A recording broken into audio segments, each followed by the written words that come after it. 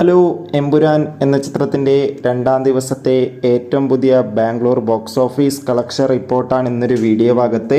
വീഡിയോയിൽ മുൻപ് video like ചെയ്യുക, ചാനൽ സബ്സ്ക്രൈബ് ചെയ്യുക. മാർച്ച് ഏപ്രിൽ മാസങ്ങളിൽ അങ്ങോട്ട് ധാരാളം ചിത്രങ്ങൾ OTT റിലീസ് ചെയ്യും. നമ്മുടെ ചാനൽ ഭാഗം പരിശോധിച്ചാൽ നിങ്ങൾക്ക് കാണാൻ വേണ്ടി സാധിക്കുന്നതായിരിക്കും. മോഹൻലാൽ, പൃഥ്വിരാജ്, മഞ്ജു വാര്യർ, ടൊവിനോ തോമസ് എന്നൊക്കെ പ്രധാന കഥാപാത്രങ്ങളായ ചിത്രമായിരുന്നു എമ്പുരാൻ. ചിത്രത്തിന് അതിഗംഭീരമായ പോസിറ്റീവ് റെസ്പോൺസ് തന്നെയാണ് ഇപ്പോഴും പുറത്തുകൊണ്ടിരിക്കുന്നത്.